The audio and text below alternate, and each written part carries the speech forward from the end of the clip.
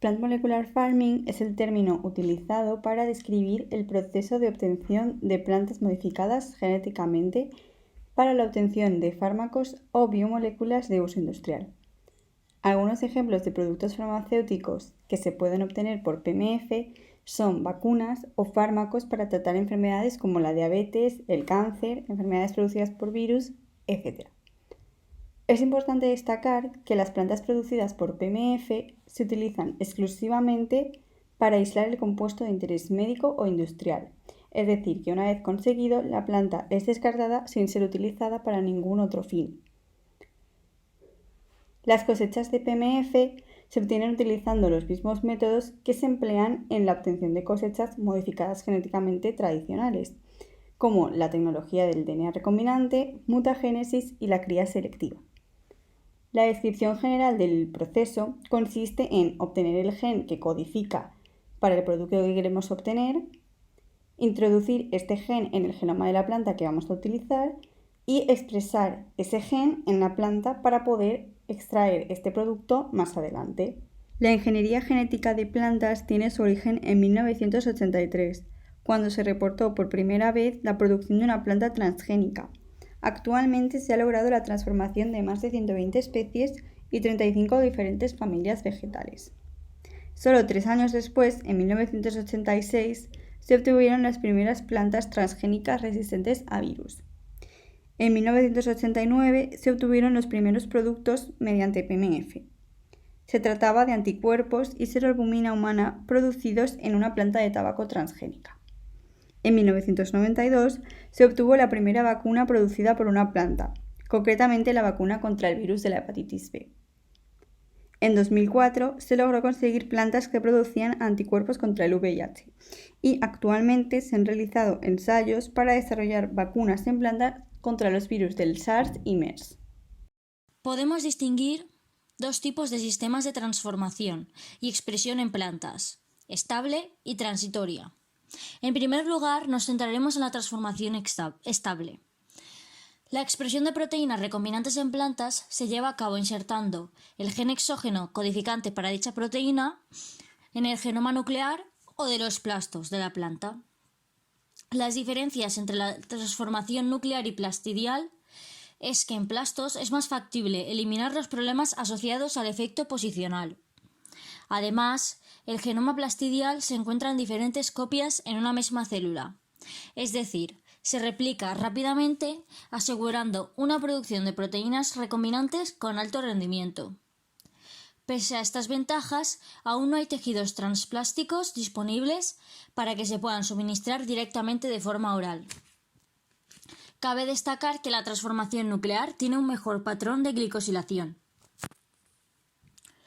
Uno de los métodos para obtener plantas transformadas es la bacteria Agrobacterium tumefaciens, que es altamente utilizada por su elevada capacidad de transferir ADN a las células de plantas.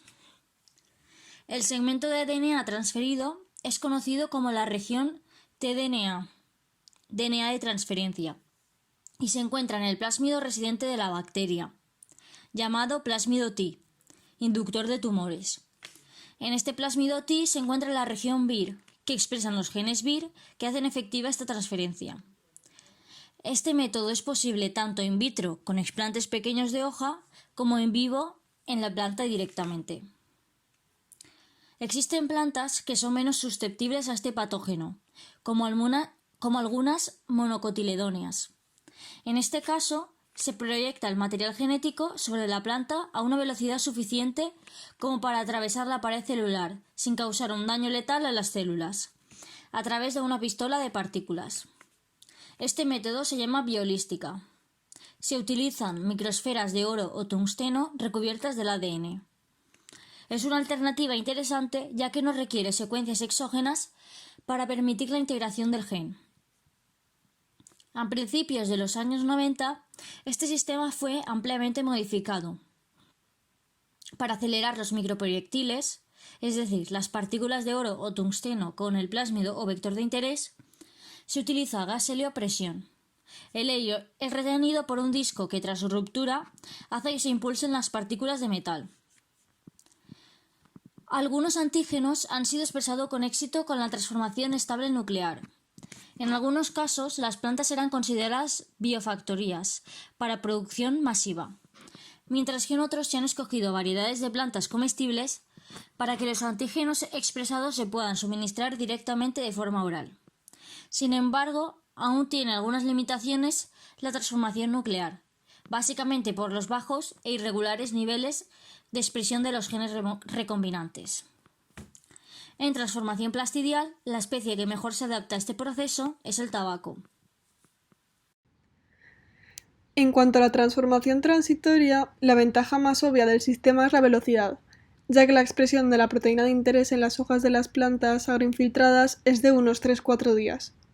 Para esta transformación se usan bien infección mediada por Agrobacterium de plantas completamente desarrolladas o virus de plantas, normalmente de ARN monocatenario positivo. Algunos virus de plantas son el virus del mosaico del tabaco, virus X de la patata o virus del mosaico de la alfalfa. El gen exógeno se inserta como un ORF adicional o reemplazando funciones no esenciales del virus. La expresión transitoria, además de ser una estrategia rápida y flexible, no está influida por efectos de posición, previniendo los efectos negativos que la proteína recombinante pudiera generar durante el desarrollo de la planta. Esta transformación se ha utilizado muchas veces para analizar los resultados y trasladarlos posteriormente a una transformación estable.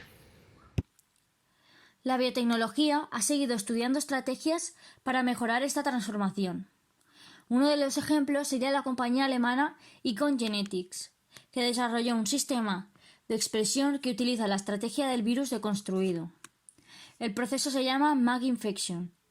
Este sistema desarrolla la transformación transitoria con vectores virales. Está basado en la combinación de la velocidad y los niveles de expresión del virus del mosaico del tabaco, TMV u otros, y de la capacidad de transmitir genes de Agrobacterium tumefaciens. En este esquema se muestra el sistema de producción de los biofármacos. En cuanto a la producción de biomasa, podemos encontrarnos con ventajas y desventajas, según el método que empleemos.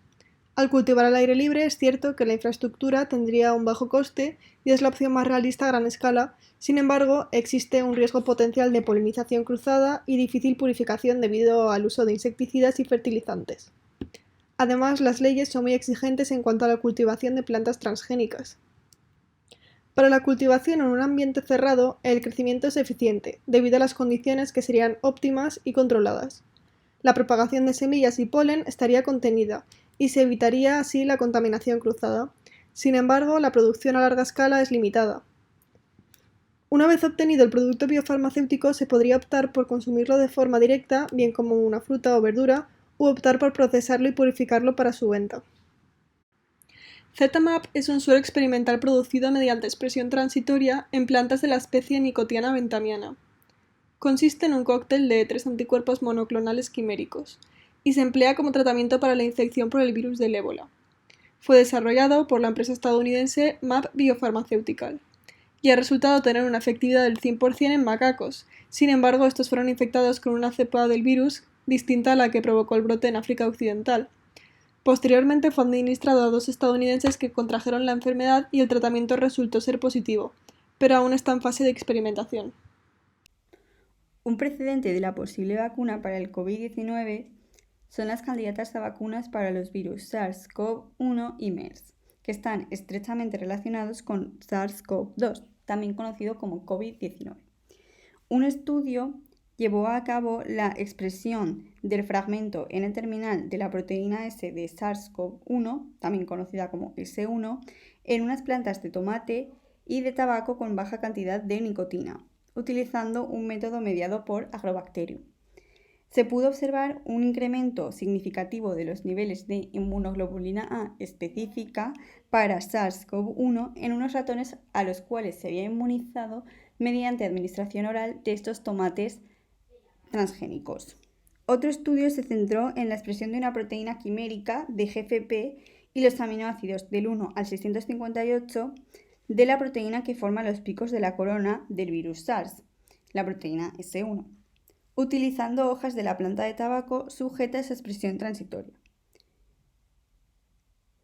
Además, se logró producir el antígeno quimérico en cloroplastos de tabaco. Estos estudios constituyen una guía para la selección de las plataformas de expresión más convenientes para antígenos específicos de SARS-CoV-2, también conocido como COVID-19. La producción de proteínas terapéuticas y vacunas en plantas ha resultado ser un campo de investigación con un futuro muy prometedor. Entre sus ventajas encontramos que no requiere grandes inversiones de capital para su producción. Permite una producción a escala mundial, el rendimiento de producción es elevado, la purificación de las proteínas obtenidas no resulta complicada y los riesgos de contaminación son bajos. Existe una serie de desafíos, por ejemplo, los métodos actuales no permiten controlar la expresión de los genes de forma precisa. Esto quiere decir que las cantidades de fármaco producido puede variar entre especies, incluso entre zonas distintas de la misma planta, con lo cual sería muy difícil cuantificar una dosis adecuada de vacunas comestibles. Esta es la bibliografía que hemos utilizado para hacer esta presentación. Gracias por vuestra atención, esperamos que os haya gustado.